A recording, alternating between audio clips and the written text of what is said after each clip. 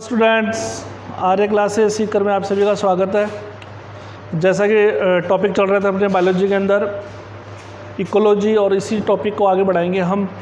तो इकोलॉजी के अंदर हमने जनरल इंट्रोडक्शन के साथ साथ के अंदर इकोलॉजी के अंदर बायोडाइवर्सिटी पढ़ा था, और कुछ उस इकोलॉजी के अंदर होने वाले जितने भी एक्ट थे जो कि इंडिया के द्वारा बनाए गए थे, या मान लीजिए वर्ल्ड के द्वारा जो इकोलॉजी के अंदर उनके जितने भी समुदाय संगठन जो बने थे, उन सभी की हमने चर्चा कर ली थी। अब इकोलॉजी से हम थोड़ा सा आगे चलते हैं। टॉपिक तो एक बिल्कुल अच्छा टॉपिक आता है और बहुत ही अच्छा टॉपिक है। टॉपिक का नाम है इकोसिस्टम। ठीक है, जैसे कि आपको दिख रहा है, आपका टॉपिक है इकोसिस्टम। और इकोसिस्टम पढ़ने से पहले मैं आपको ये पूछना चाह रहा हूँ, या ये मान लीजिए, ये मैं बताना चाहता हूँ कि जब हम हमारे आसपास के वातावरण में रहते हैं, ठीक है, हम हमारे आसपास के वातावरण में रहते हैं, तो आपने नोट किया होगा कि हमारे द्वारा प्रकृति के ऊपर कुछ परिवर्तन डाले जाते हैं, और प्रकृति भी हमारे अंदर कुछ परिवर्तन लाती है। इसको हमने ये कहा कि एक जीव का दूसरे जीव से अंतर संबंध होना, इकोलॉजी के अंदर आपने बताया। इसी प्रकार से इकोसिस्टम आता है। तो इकोसिस्टम के अंदर सिंपल सी एक परिभाषा होती है कि इकोसिस्टम होता क्या है। सिस्टम तंत्र है, और तंत्र कुछ चीज़ों से मिलकर बना हुआ है। तो इकोसिस्टम के अंदर सबसे पहले अगर हम परिभाषा की बात करते हैं, तो परिभाषा की बात ये कहा जाता है कि जैसा कि चारों तरफ का हमारे आसपास का वातावरण है, या मान लीजिए ये कह लें कि इस पृथ्वी के अंदर, यानी जहाँ पर हमारा क्या है, जीवन है, जहाँ क्या उत्पन्न है, जीवन है। तो जीवन की अगर हम सबसे पहले बात करते हैं, लाइफ की बात करते हैं, तो जो लाइफ है उसके बारे में हम ये कहते हैं कि जो लाइफ है किनके पास है, जो भी जितने भी लिविंग सेल है उनके पास क्या है, जीवन है।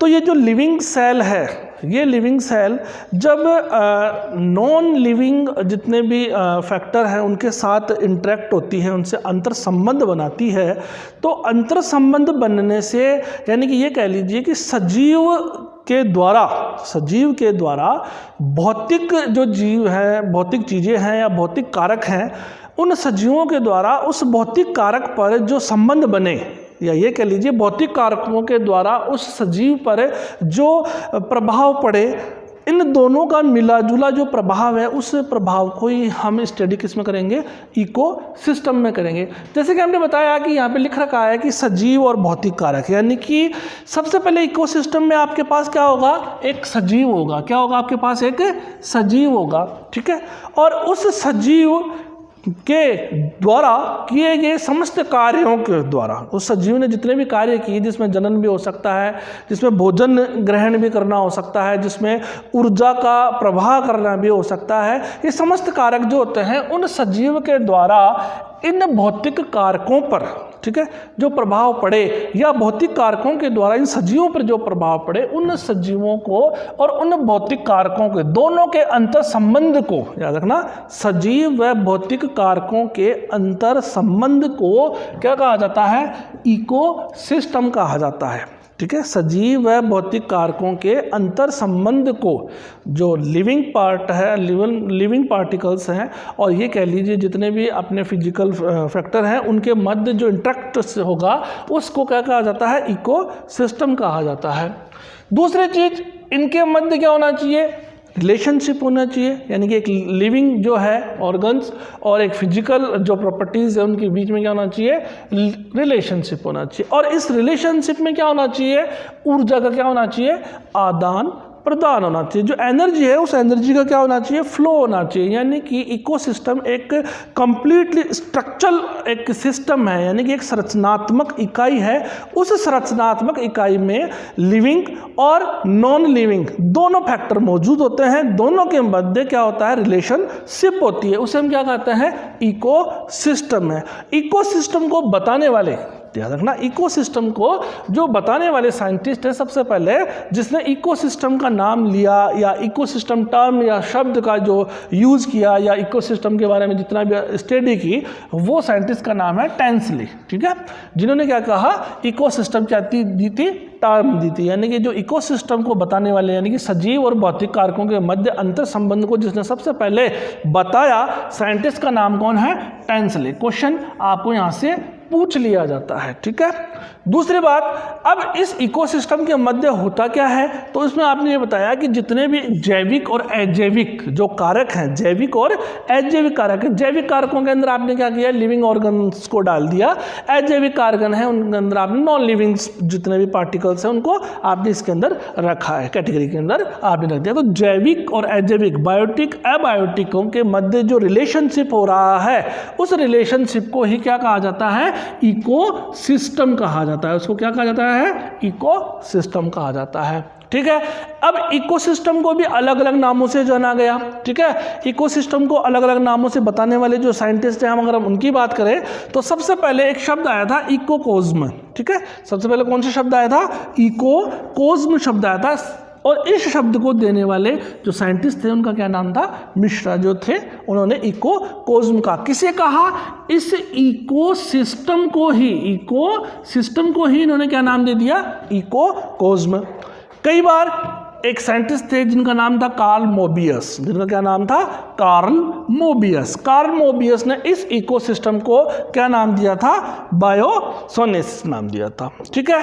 अब दूसरी बात करते हैं कि क्या इकोसिस्टम नेचुरली होता है क्या, या इकोसिस्टम को बनाया भी जा सकता है। तो आप ये देखते हैं कि जैसे कि आपके सबसे बड़ा अगर इकोसिस्टम करें तो एक जो आपकी पृथ्वी है, अर्थ है, उस पूरी की पूरी अर्थ की अगर हम बात करते हैं तो अर्थ के अंदर बात करते हैं कि सबसे पहले आपका लिथोस्फीयर है, स्थल मंडल है, दूसरा आपके पास क्या है, जल मंडल है। इन दोनों की बात करें तो इसमें ये आप ये कहेंगे कि जैसे मान लीजिए एक जंगल है, घास का मैदान है, उस बहुत बड़ा घास का मैदान है, उस घास के मैदान में आपको छोटे छोटे जानवर, चूहे वगैरह भी देखने को मिलेगा, आपको मान लीजिए उससे बड़े जो टिड्डी वगैरह भी आपको देखने को मिलेगा, ठीक है। और उनको खाने वाले जो जितने भी सजीव हैं वो भी आपको देखने को मिलेंगे। तो कहने का मतलब ये हो गया, और ये जो जितने भी लिविंग हैं उस क्षेत्र में रहेंगे, यानी कि उस मृदा में रहेंगे, उनको प्रोटीन की आवश्यकता भी रहेगी, उनको कार्बोहाइड्रेट भी चाहिए होगा, उनको कुछ खनिज लवणों की भी आवश्यकता होगी, ठीक है। ये सभी उनको आवश्यकता होती रहती है। तो इकोसिस्टम के अंदर ये कहा कि इकोसिस्टम सबसे पहले कैसा होता है, प्राकृतिक इकोसिस्टम होता है, नेचुरल इकोसिस्टम यानी कि जिसके अंदर जो ह्यूमंस है, उन ह्यूमन यानी कि जो मानव है, उस मानव का किसी भी प्रकार का कोई भी क्या नहीं होता, हस्तक्षेप नहीं होता, यानी कि वो सिस्टम मानव के द्वारा निर्मित नहीं होता, यानी कि मानव उसके अंदर कोई भी परिवर्तन नहीं ला सकता। ऐसा सिस्टम जो पूर्णतः किसके ऊपर हो, नेचुरल के ऊपर डिपेंड हो, जो नेचर है उसके ऊपर डिपेंड है। यानी कि सबसे पहले वहाँ पर कैसे नेचुरल रेन हो रही है, रेन से क्या हो रहा है, जो मिनरल्स वगैरह है वो पहाड़ों से बहकर आ रहे हैं, बहकर आने के बाद वो मैदानों में फैल रहे हैं, नदी में आ रही है, फिर उससे क्या हो रहा है, जो जितने भी प्लांट्स वगैरह हैं उन प्लांट्स जो क्या है उन मिनरल्स को क्या कर रहे हैं, ऑब्जर्व कर रहे हैं, ऑब्जर्व करने के बाद में क्या हो रहा है, वो डेवलप हो रहे हैं प्लांट्स। फिर प्लांट्स ने क्या किया, फोटोसिंथेसिस की प्रोसेस की, फोटोसिंथेसिस की प्रोसेस से जो प्लांट है वो फूड बना रहे हैं, और उस फूड को, बने हुए फूड को, जो लीफ वगैरह है या उनके फ्रूट्स वगैरह हैं, सीड वगैरह है, इनको जो हर्बेशियस जो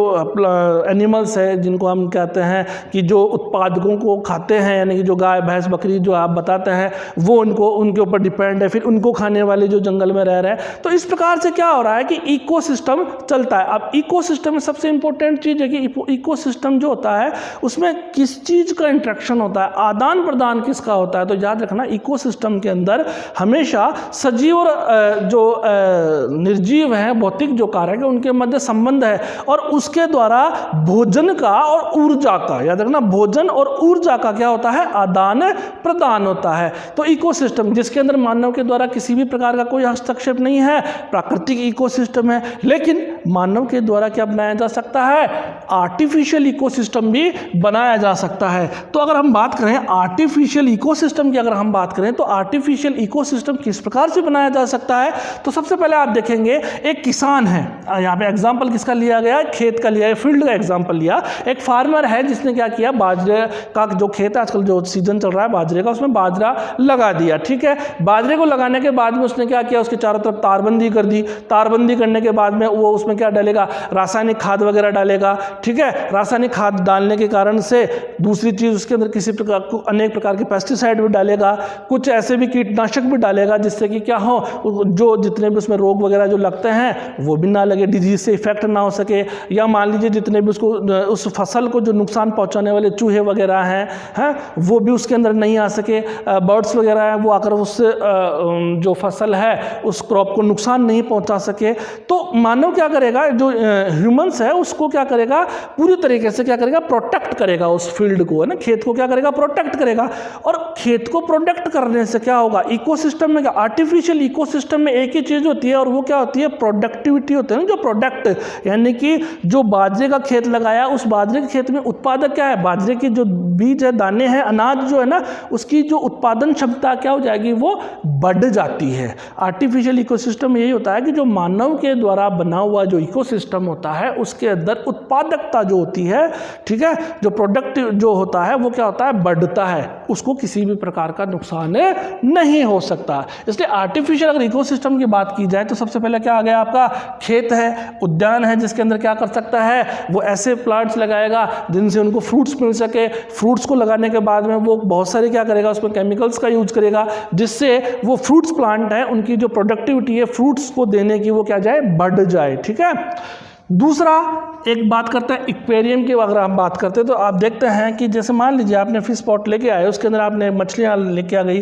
पानी आपने रख रखा है, वो मछलियाँ हैं, लेकिन क्या हो रहा है, मछलियों को भोजन कौन उपलब्ध कर रहा है, मानव क्या कर रहा है, उस मछलियों को भोजन दे रहा है। इसलिए जो एक्वेरियम भी होता है वो भी एक प्रकार का क्या हो सकता है, आर्टिफिशियल इकोसिस्टम हो सकता है, क्योंकि उसके अंदर सारा का सारा जो कंट्रोल है वो किसके द्वारा किया जाता है, ह्यूमंस के द्वारा किया जाता है। इसलिए इकोसिस्टम की बात करें तो सबसे पहले नेचुरल इकोसिस्टम भी होता है, उस नेचुरल इकोसिस्टम के बाद में क्या हो सकता है, उसका आर्टिफिशियल इकोसिस्टम भी प्रेजेंट होता है, जो किसके द्वारा बनाया जा सकता है, आर्टिफिशियल इकोसिस्टम किसके द्वारा बनाया जा सकता है, ह्यूमन के द्वारा आर्टिफिशियल इकोसिस्टम बनाया जाता है। इसमें होता क्या है, तो आप ये बताएंगे, इसके अंदर जो प्रोडक्ट होते हैं, ठीक है, उनका जो लेवल होता है, उनका जो रेशो है वो क्या किया जाता है, इंक्रीज किया जाता है, बढ़ाया जा सकता है। ठीक है, अब बात करते हैं कि अगर प्राकृतिक की बात की तो मैंने बताया था, जैसे वन है, घास स्थल है, मरुस्थल है, एक प्रकार के नेचुरल इकोसिस्टम है। आर्टिफिशियल इकोसिस्टम हो गया और नेचुरल इकोसिस्टम हो गया। उसके बाद में अगर हम बात करते हैं कि जो इकोसिस्टम है उस इकोसिस्टम के कंपोनेंट की अगर हम बात करें कि इकोसिस्टम के जो है वो किस प्रकार से डिपेंड होता है, किस प्रकार से आगे चलता है, तो इकोसिस्टम के जो कंपोनेंट की बात की जाती है तो वहाँ पे ध्यान से सुनना। इकोसिस्टम के जो कंपोनेंट होते हैं वो कितने होते हैं, 2 टाइप्स के होते हैं, 2 प्रकार के जो कंपोनेंट होते हैं इसके अंदर। ठीक है, एक तो कौन सा कारक होता है, एबायोटिक कारक होता है, एक तो कौन सा कारक होता है, अजैविक कारक होता है। ठीक है, दूसरा कौन सा कारक होता है बेटा जी, जैविक कारक होता है। तो यानी कि ये कहना हो गया कि जो इकोसिस्टम होता है अजैविक और जैविक कारकों से मिलकर बना होता है। अजैविक कारकों की सबसे पहले बात कर लें तो अजैविक जो कारक होते हैं वो कितने प्रकार के होते हैं, वो 3 प्रकार के होते हैं। अब इन 3 प्रकार के अंदर बात करते हैं तो सबसे पहले बात करते हैं इनऑर्गेनिक, एबायोटिक, इनऑर्गेनिक, फिर दूसरी बात करते हैं ऑर्गेनिक और तीसरी कौन सी होती है, क्लाइमेटिक। यानी कि एक तो कौन सा हो गया, अकार्बनिक, ठीक है, दूसरा कौन सा हो गया, कार्बनिक, और तीसरा कौन सा हो गया आपका जल वायु वाला। ठीक है, इन तीनों को कारकों से मिलकर कौन निर्धारित होता है, एबायोटिक फैक्टर होता है। तो इसकी बात करते हैं। सबसे पहले एबायोटिक जो कंपोनेंट होता है उसके अंदर किसकी स्टडी की जाती है, क्या की जाती है। तो सबसे पहले देखो एबायोटिक जो कंपोनेंट होता है उस एबायोटिक कंपोनेंट में इनऑर्गेनिक, जैसे ही इनऑर्गेनिक की बात आती है तो जितने भी मिनरल्स वगैरह होते हैं, जितने भी जैसे कि पोटेशियम है आपके पास, है मैग्नीज है आपके पास, ठीक है, सल्फर है आपके पास, कैल्शियम कैल्शियम है आपके पास, सिलिका है आपके पास, एल्यूमिनियम है, ये यानी कि जितने भी एलिमेंट्स हैं आपके पास, ठीक है, इनऑर्गेनिक के अंदर, उन सभी की यानी कि जो मिनरल्स, खनिज लवण जिसे हम कहते हैं ना, ठीक है, 17 प्रकार के बताए थे ना, कार्बन वाला जो तो अलग हो गया, लेकिन जितने भी मिनरल्स है, खनिज जो लवण है, खनिज तत्व हैं, वो सारे के सारे जो खनिज तत्व हैं वो किसके अंदर आ जाएंगे, एबायोटिक कंपोनेंट्स है। क्यों? क्योंकि वो कहाँ से मिल रहे हैं आपको, पहाड़ों से मिल रहे हैं, आपको नदियों से आपको मिल रहे हैं ना, ठीक है। दूसरा जो कंपोनेंट है उसकी बात करते हैं ऑर्गेनिक, ठीक है। ऑर्गेनिक के अंदर क्या होता है, ऑर्गेनिक के अंदर ये बात कहा जाता है कि जैसे कि कार्बोहाइड्रेट है, प्रोटीन है, वसा है, ये तीनों जो कारक है, ऑर्गेनिक कारक है, ये तीनों जब मिल जाते हैं तो ये तीनों मिलकर किसका एक हिस्सा होता है, एबायोटिक का ही क्या होता है, पार्ट होता है। तीसरी बात करते हैं क्लाइमेट की। अगर हम बात करें तो देखो क्लाइमेट के अंदर सबसे पहले तो क्या होता है, क्लाइमेट के अंदर सबसे पहले आपके पास कौन आएगा, सनलाइट आएगी, ठीक है। जो सूर्य की रोशनी है वो जलवायु को क्या करती है, प्रभावित करती है। जैसे कि आपने कहा कि अगर सर्दियों का वातावरण है तो सूर्य की रोशनी है वो क्या हो जाएगी, आपको कम हानिकारक लगेगी, यानी कहने का मतलब उसमें धूप नहीं लगेगी। लेकिन अगर गर्मियों का मौसम है तो आपको जो सनलाइट है वो थोड़ी सी तेज सी लगेगी। तो जो सनलाइट है वो क्या कर सकती है, जलवायु को परिवर्तित कर सकती है। तीसरी आपके पास दूसरी चीज कौन सी है, वाटर। तो वाटर की अवेलेबिलिटी है वो भी क्या कर सकती है, जलवायु को परिवर्तित कर सकती है। यानी कि जैसे मान लीजिए वाटर की अवेलेबिलिटी ज़्यादा है तो वहाँ का जो वातावरण है उसमें ह्यूमिडिटी ज़्यादा उठ जाएगी, यानी कि आर्द्रता बढ़ जाएगी, यानी कि वहाँ पर हरा भरा ज़्यादा रहेगा, घास वगैरह ज़्यादा रहेंगे, जंगल ज़्यादा रहेगा। लेकिन अगर मान लीजिए जल की उपलब्धता कम रहेगी तो मरुस्थल हो जाएगा, ठीक है। तो इसलिए वाटर जिसका जलवायु के अंदर दूसरा कारक हो सकता है। इसी प्रकार से अगर बात करें तो विंड की भी आप इस जलवायु के अंदर बात कर सकते हैं, ठीक है। तो ये जो तीनों कारक हैं वो किसके लिए आ जाएंगे, जलवायु के लिए आ जाएंगे। एक चीज़ हमेशा याद रखना कि इस जो एबायोटिक जो कारक है उस एबायोटिक कारक के अंदर आपको एक चीज़ ध्यान रखना, एक जो साइंटिस्ट है, ओडम नाम के एक साइंटिस्ट है, उन ओडम साइंटिस्ट ने एक चीज़ बताई थी कि अगर आप इकोसिस्टम को विभाजित कर रहे हैं तो इकोसिस्टम को विभाजन करने का सबसे बड़ा जो आधार होता है वो कौन सा आधार होता है, भोजन का आधार। यानी कि फूड जो भोजन है उस भोजन के आधार पर आप सजीवों को क्या कर सकते हो, विभाजित कर सकते हो, जैसा कि हम जैविक कारक में करेंगे। अब इकोसिस्टम के अंदर दूसरे कंपोनेंट जो कि बायोटिक है, उस बायोटिक की अगर हम बात करते हैं तो देखो जैविक जो कारक होता है उसके अंदर सबसे पहले आपको दिख रहा है कि जैविक, तो जैविक का मतलब होता है सजीव, सजीवों से रिलेटेड होना चाहिए। और इसके अंदर सजीवों में रिलेटेड होने के कारण इस बायोटिक जो कारक है, फैक्टर है, इसको हमने डिवाइड किया है। और डिवाइड करने के लिए सबसे पहले हमने किसका नंबर लिया है, प्रोड्यूसर का यूज़ लिया। और प्रोड्यूसर का मतलब है कि उत्पादक, और उत्पादक केवल और केवल कौन होते हैं, प्लांट होते हैं।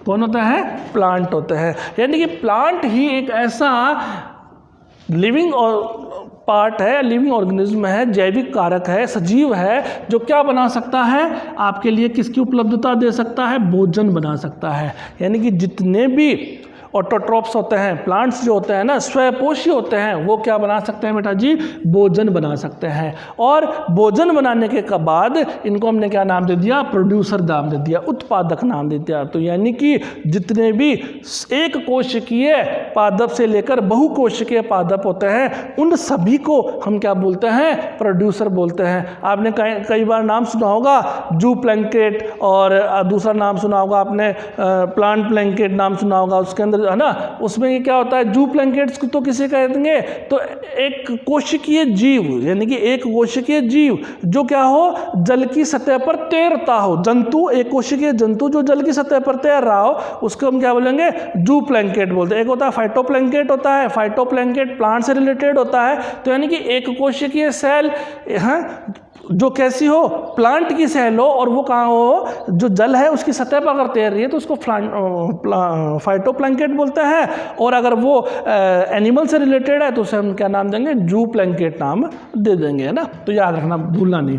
दूसरी बात करते हैं इस बायोटिक के दूसरे फैक्टर की अगर हम बात करते हैं तो दूसरा जो फैक्टर होता है वो कौन सा होता है, एक होता है डिकम्पोजर, ठीक है। यानी कि एक तो होता है भोजन को बनाने वाला, भोजन को बनाने वाला कौन, प्लांट। तो जितने भी प्लांट्स हैं, ठीक है, इस अर्थ पे जितने भी प्लांट है, चाहे से वो लिथोस्फीयर पे रहते हो या चाहे वो हाइड्रोस्फीयर पे रहते हो, यानी कि चाहे वो स्थल मंडल पर रहते हो चाहे वो जल मंडल पर रहते हो, इन अगर सभी की बात करें हम तो इन सभी के बारे में ये कह सकते हैं हम कि ये सारे के सारे क्या बनाते हैं, ऊर्जा प्रदान करते हैं, यानी कि भोजन बनाने का काम जो होता है वो इनके द्वारा किया जाता है। अब भोजन बनाने के बाद में ये कहा जाता है कि इस भोजन को कौन ग्रहण कर रहा है, यानी कि इन प्रोड्यूसरों को जो खाने वाला जो होता है, यानी कि इनसे जो भोजन प्राप्त कर रहा है उनको हम क्या नाम दे देते हैं, कंज्यूमर नाम देते हैं। उनको क्या कह दिया जाता है, उपभोक्ता कह दिया जाता है। और उपभोक्ता जो होते हैं वो 3 टाइप्स के होते हैं। एक तो कौन होता है,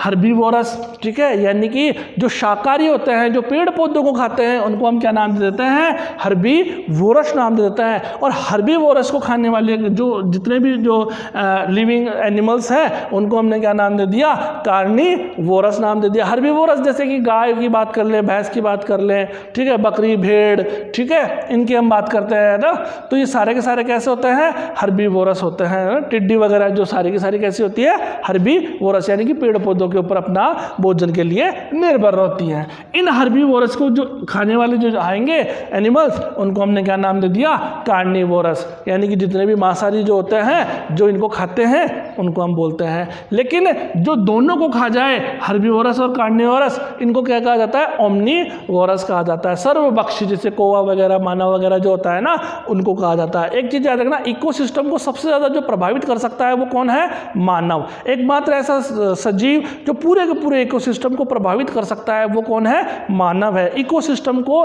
पूरी तरीके से तहस नहस करने की योग्यता रखने वाला भी कौन है, मानव है, ध्यान रखना।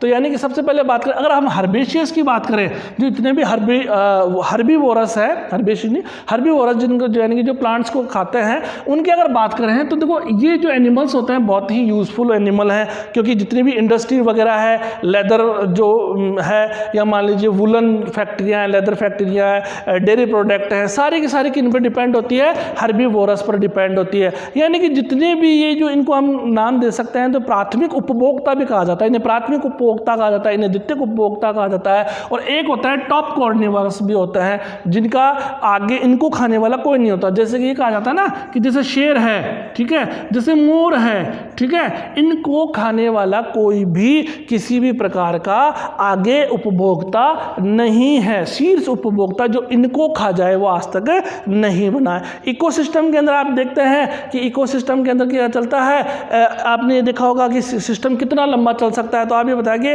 5 या 6 क्रम तक ये सिस्टम चल सकता है। जब हम फूड वेव की या फूड चेन की बात करेंगे तो इनकी हम उसमें पढ़ते हैं ना, तो उसमें ये हो जाता है कि एक जो चेन होती है वो कहाँ तक जा सकती है। तो सबसे पहले एक पेड़ आया, या मान लीजिए घास आई, घास को खाने के लिए आपने टिड्डा वगैरह कर दिया, या मान लीजिए मिट्टी के लिए केचुआ कर दिया, केचुआ खाने के लिए मेंढक कर दिया, मेंढक को खाने के लिए सांप कर दिया, सांप को खाने के लिए चील वगैरह आपने बता सकते हो। ऐसे ही जैसे कि आपने बताया कि गाय हो गई या हिरन हो गया, हिरन के लिए फिर शेर चीता आ गए, इस प्रकार से चलता रहता है। तो 5 या 6 से ज़्यादा आगे नहीं जाती है, ठीक है। तो हम बात कर रहे थे इनकी, हर्बीवोरस जो प्लांट्स पे डिपेंड है, कार्निवोरस जो हर्बीवोरस पे डिपेंड होते हैं, कुछ ओमनीवोरस भी होते हैं जो दोनों के ऊपर अपना डिपेंड होते हैं, ठीक है। तो इनकी बात करते हैं। एक चीज़ हमेशा याद रखना कि अगर बात करते हैं फंक्शन की, हम बात करें कि फंक्शन ऑफ इकोसिस्टम, कि इकोसिस्टम के जो फंक्शन है वो क्या होते हैं, तो इकोसिस्टम के जो फंक्शन होते हैं वो आप ये बताएंगे कि 4 टाइप्स के होते हैं। सबसे पहले जो फंक्शन है उसकी याद रखना, इंपॉर्टेंट, सबसे ज़्यादा इंपॉर्टेंट है, यहाँ से क्वेश्चन पूछा जाता है, यहाँ से क्वेश्चन आपको पूछा जाएगा। तो सबसे पहले जो इकोसिस्टम है वो किस पे डिपेंड होगा, फंक्शन, इसका जो कार्य है वो क्या होगा, एनर्जी फ्लो करना। सेकंड जो काम होगा वो क्या होगा, पिरामिड्स बनाना। तीसरा इसके अंदर क्या होगी, फूड चेन और फूड वेब होगी। और क्या होगा, इसके अंदर जो मिनरल्स हैं उनका क्या चलेगा, उसमें एक चक्र चलेगा। यानी कहने का मतलब एक इकोसिस्टम में क्या क्या घटनाएं होती है। तो इकोसिस्टम के अंदर सबसे पहले भोजन बनेगा, यानी कि फूड का डेवलप होगा। उस फूड से क्या मिलेगी, एनर्जी मिलेगी। एनर्जी को हम जैसे उनको एक सीक्वेंस में अगर हम रखेंगे तो वो क्या बन जाएंगे, पिरामिड्स बन जाएंगे। और फिर उसके बाद में ये सारी की सारी जो एक सिस्टम चलता है, एक चेन चलती है, जिसको नाम क्या दे दिया, किस किस पे डिपेंड है, वो फूड पे डिपेंड है। तो फूड के ऊपर डिपेंड जो चेन है उसे हमने फूड चेन कह दिया कि कौन किसके ऊपर निर्भर है, तो उसको एक फूड चेन हम बता दिया। दूसरा हमने बताया जो चक्र चलाया मिनरल्स का, जितने भी मिनरल्स वगैरह होते हैं, नाइट्रोजन साइकिल हम चलाते हैं, फास्फोरस साइकिल हम चलाते हैं, कार्बन साइकिल चलाते हैं, ठीक है, तो या वाटर साइकिल हम चलाते हैं। तो सारे के सारे जो साइकिल होते हैं वो भी किस में आते हैं, किसके पार्ट हैं, इको सिस्टम के हमारे पूरे पार्ट्स हैं। तो सबसे पहले अगर हम बात करें तो पिरामिड्स की बात कर लेते हैं, ठीक है। पिरामिड्स जो होते हैं 3 टाइप्स के पिरामिड्स होते हैं, 3 प्रकार के क्या होते हैं, स्पूत होते हैं। बताने वाले जो साइंटिस्ट हैं उनका नाम था चार्ल्स एल्टन। चार्ल्स एल्टन ने सबसे पहले पिरामिड के बारे में बताया। याद रखना क्वेश्चन पूछा जा सकता है कि पिरामिड है उसके बारे में सूचना सबसे पहले जो इंफॉर्मेशन देने वाले साइंटिस्ट कौन है, तो आप बताएंगे चार्ल्स एल्टन ने सबसे पहले पिरामिड के बारे में बताया। पिरामिड होता क्या है, तो पिरामिड के बारे में आप बता देता हूँ। एक तिकोना सा एक स्ट्रक्चर होती है, जो जैसे आपने बोला ना इजिप्ट के अंदर जो पिरामिड होते हैं जिनकी मम्मीज़ वगैरह रखी जाती है, उसी से ये पिरामिड नाम लिया गया। उसी की जैसे ये थोड़ा सा क्या होता है त्रिभुजनुमा ट्रायंगल जो इसकी शेप होती है। अब पिरामिड्स कैसे होते हैं, तो आप याद रखना कि जो पिरामिड्स होते हैं 3 टाइप्स के पिरामिड्स होते हैं। इन पिरामिड्स के अंदर हम बात करते हैं तो पिरामिड्स किन किन पे कैसे कैसे बनाए जाते हैं। तो जो फर्स्ट पिरामिड बनाया जाता है वो किसके आधार पर बनाया जाता है, उनका बेस क्या होता है, नंबर होता है, ठीक है। सेकंड का जो होता है वो कैसे होती है, बायोमास, जैव भार। सेकंड का क्या होता है, जैव भार। और जो थर्ड पिरामिड बनाया जाता है वो किसका बनाया जाता है, एनर्जी का पिरामिड बनाया जाता है, ठीक है। इन 3 पिरामिडों को पढ़ाने से पहले मैं सबसे सरल एक चीज़ बता देता हूं कि जो पिरामिड होते हैं वो 2 प्रकार से बनाया जाता है। एक पिरामिड तो कैसा बनाया जाता है, इस प्रकार से। ऐसा जो पिरामिड बनेगा उसको आप क्या नाम दोगे कि ये जो पिरामिड बना है वो कैसा दिखने में कैसा है, सीधा पिरामिड है, ठीक है, यानी कि अपराइट पिरामिड। एक जो दूसरा पिरामिड बनाया जाता है वो कुछ इस प्रकार से बनाया जाता है, ठीक है। इस पिरामिड के अंदर आप ये बताएंगे ये जो पिरामिड है वो कैसा पिरामिड दिख रहा है आपको, उल्टा इन्वर्टेड, आपको उल्टा इन्वर्टेड जो है पिरामिड वो आपको दिख रहा है ना। तो याद रखना पिरामिड जो आपको है वो 2 प्रकार से होता है। एक तो होता है अपराइट यानी सीधा होता है, और एक पिरामिड जो होता है उल्टा यानी कि इन्वर्टेड हो सकता है। तो पिरामिड उल्टा और सीधा दोनों प्रकार के होते हैं। अब यहाँ पर याद रखना कि हमेशा जो पिरामिड है वो सीधा पिरामिड इन तीनों में से किसका बनेगा, तो याद रखना सबसे पहले जो एनर्जी होती है, ठीक है, एनर्जी के बारे में ये कहा जाता है कि जो एनर्जी है वो ना तो बनाई जा सकती है ना ही नष्ट की जा सकती है। दूसरा जो प्रोड्यूसर होते हैं, जो प्रोडक्ट हैं, उनसे जो एनर्जी का फ्लो जब प्राइमरी कंज्यूमर को होता है तो टोटल का 10% जो एनर्जी है वही क्या होती है, ट्रांसफर होती है। यानी कि मान लीजिए एक प्लांट के अंदर अगर एनर्जी का फ्लो कहते हैं 100% अगर उसके अंदर एनर्जी है तो उसका 10% ही प्राइमरी कंज्यूमर के पास होता है, और इसका 10% जो है वो किसके पास होगा, इसके सेकेंडरी कंज्यूमर में, इसका 10%, ठीक है।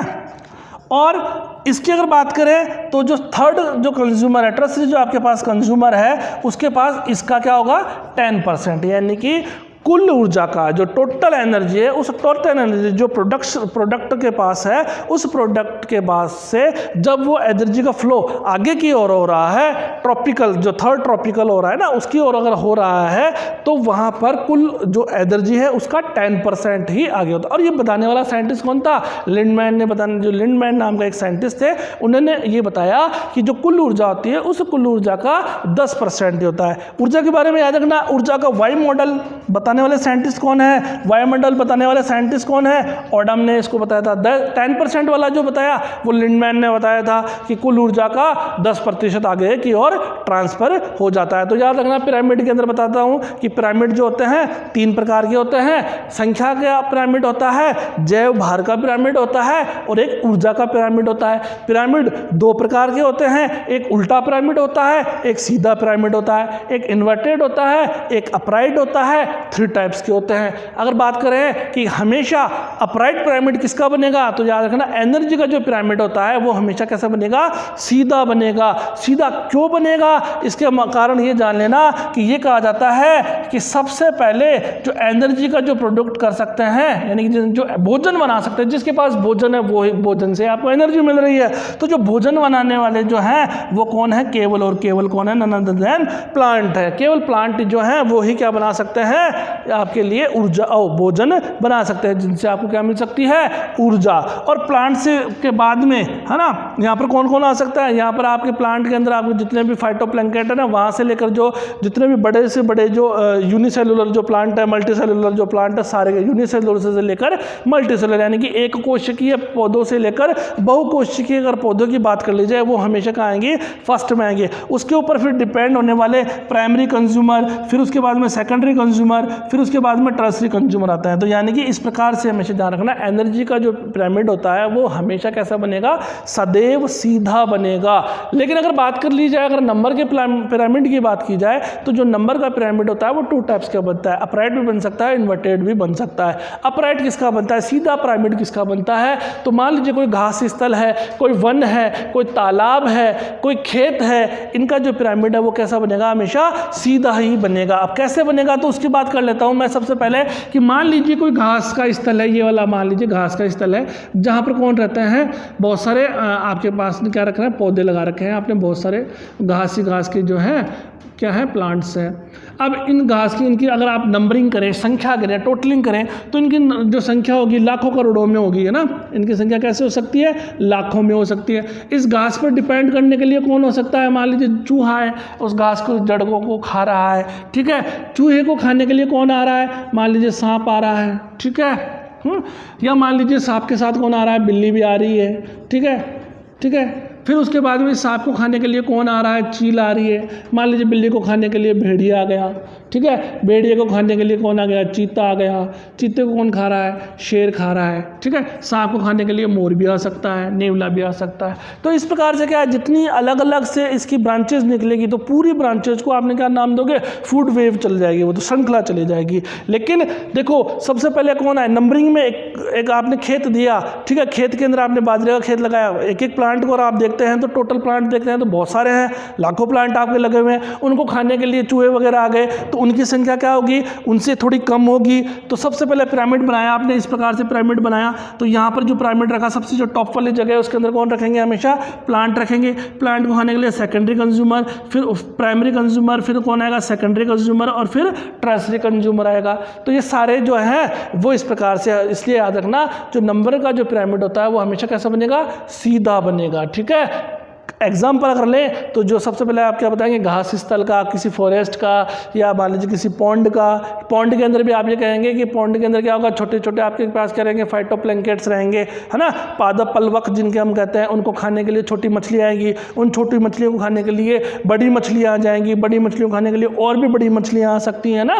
तो तालाब का, खेत का पिरामिड हमेशा कैसा बनेगा, सीधा बनेगा, हमेशा कैसा बनेगा, अपराइट बनेगा, ठीक है, याद रखना।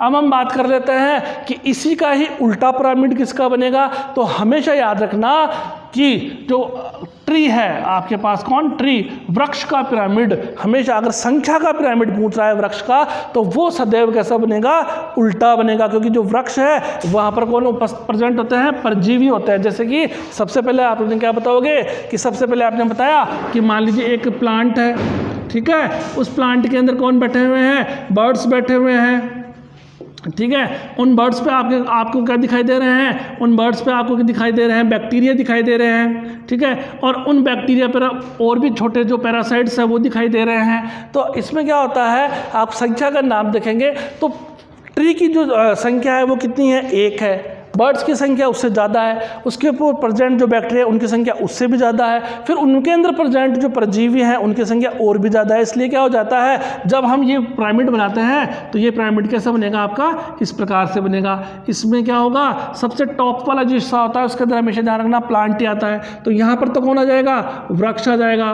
फिर कौन आ जाएगा, पक्षी आ जाएंगे, फिर आपके जो जीवाणु वगैरह, बैक्टीरिया वगैरह वो आ जाएंगे। तो याद रखना, संख्या का पिरामिड जब भी बनाए तो जो वृक्ष का पिरामिड होता है वो सदैव कैसा बनेगा, उल्टा बनेगा, ठीक है। अब बात करते हैं जैव भार की। तो जैव भार यानी कि जिसमें जितना भार है, वो जितना वजन है उसको सबसे पहले लिया जाता है। और जैव भार में हमेशा याद रखना कि जितने भी जो प्लांट्स वगैरह हैं उनका भार हमेशा ज़्यादा ही जाता है। तो बायोमास यानी कि जैव भार का पिरामिड भी हमेशा 2 प्रकार का बन सकता है, यानी कि अपराइट भी बन सकता है और कैसा बन सकता है, इन्वर्टेड भी बन सकता है। अपराइट किसका बनेगा, तो वृक्ष का यानी कि ट्री का जो पिरामिड्स है वो बायोमास के अंदर कैसा बनेगा, हमेशा अपराइट बनेगा। लेकिन पोन्ड का जो पिरामिड बनेगा वो हमेशा कैसा बनेगा, उल्टा यानी कि इन्वर्टेड बनेगा। और मैंने बताया कि एनर्जी का याद रखना, एनर्जी का पिरामिड 100% कैसा बनेगा, सीधा ही बनेगा। ठीक है, अब अगर बात करते हैं लास्ट टॉपिक की हमारे की, तो फूड चेन की बात करते हैं। और फूड चेन के बारे में ये कहा जाता है कि जो फूड चेन होती है उसका जो क्रम है वो 1 से लेकर 5 तक जा सकता है। जितने भी जो ट्रॉपिकल होते हैं ना, जैसे कि मैंने यहाँ पे बताया था आपको कि जैसे आपने कहा कि सबसे पहले मान लीजिए एक प्लांट्स है, उन प्लांट्स को खाने वाले कोई प्राइमरी उपभोक्ता हैं, उनको खाने वाले सेकेंडरी। तो देखना इसके अंदर ये कहा जाता है कि फूड चेन होती है। फूड चेन के बारे में ये कहा कि मान लीजिए कोई प्लांट है, ठीक है, इन प्लांट को खाने के लिए आपने बता दिया कि इसको तो नाम दे दिया आपने, कौन, प्रोड्यूसर नाम दे दिया, उत्पादक नाम दे दिया, उत्पादक नाम दे दिया, यानी कि ये ट्रॉपिकल कौन सा हो गया आपका, फर्स्ट ट्रॉपिकल हो गया। अब इसके बाद में कौन आएगा, इसके ऊपर डिपेंड कौन रह रहा है, इसके ऊपर डिपेंड कौन है, प्राइमरी कंज्यूमर। जैसे कि मान लीजिए अगर एक बाजरे के प्लांट की बात करें तो इसके ऊपर कौन निर्भर है, टिड्डा निर्भर है। मान लीजिए कि टिड्डी इसके ऊपर निर्भर है। प्राइमरी कंज्यूमर को आपने क्या नाम दिया, सेकंड ट्रॉपिकल नाम दे दिया। इस टिड्डी को खाने के लिए कौन आ गया, मेंढक आ गया। हाँ, इस मेंढक को यानी आपने क्या नाम दे दिया, सेकेंडरी कंज्यूमर दे दिया, यानी कि ये ट्रॉपिकल आपका थर्ड हो गया। और मेंढक को खाने के लिए कौन आ गया आपके पास, सांप आ गया, यानी कि ये कौन हो गया, ट्रॉपिकल 4। और इस सांप को खाने के लिए कौन आ गया, चील आ गया, तो ये कौन हो गया, ट्रॉपिकल 5। तो ये याद रखना कि जो फूड चेन होती है उस फूड चेन के अंदर जो ट्रॉपिकल होते हैं वो ट्रॉपिकल 1 से लेकर कहाँ तक पहुँच सकते हैं, 5 या 6 तक पहुँच सकते हैं। हमेशा फूड चेन क्या होती है, हमेशा लीनियर होती है, यानी कि एक रेखा में ही इसकी जो होती है ना डायरेक्शन, जैसे पूछे तो अलग अलग डायरेक्शन नहीं हो सकती, जिगजैग नहीं हो सकती, हमेशा कैसे होगी, एक सीधी एक इसकी क्या होगी, दिशा होगी।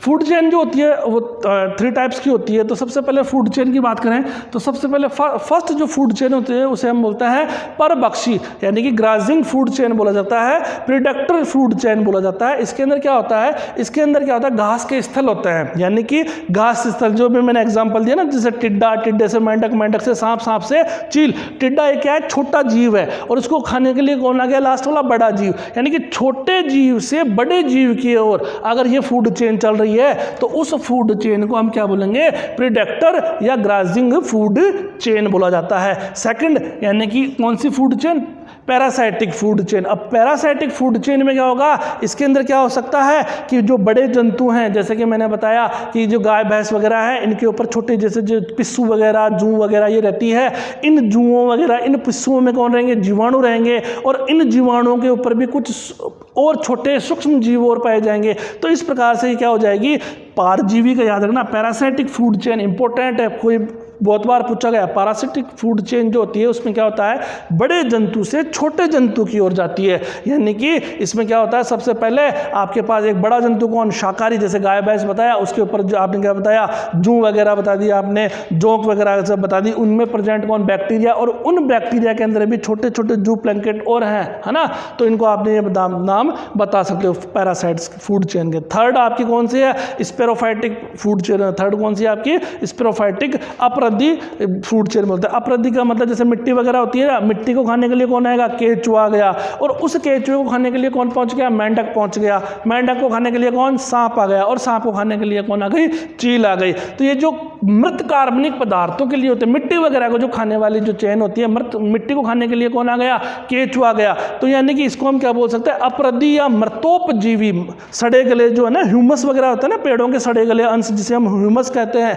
इनको खाने के लिए कौन आता है, केंचुआ आता है, और उस केंचुए को कौन खा लेता है, मेंढक खा लेता है। इसलिए स्पेरोफाइटिक फूड चेन के अंदर आप क्या करेंगे, स्पेरोफाइटिक फूड चेन के अंदर आप ये कहेंगे कि इनके अंदर मृत कार्बनिक जो पदार्थ होते हैं, मृत कार्बनिक पदार्थों से शुरुआत होकर एक बड़े जीव यानी कि आपका थर्ड यानी कि तृतीयक उपभोक्ता पर जाकर अगर फूड चेन खत्म हो रही है तो उस फूड चेन को हम क्या कहेंगे, अपरदी मृतोपजीवी फूड चेन कहेंगे।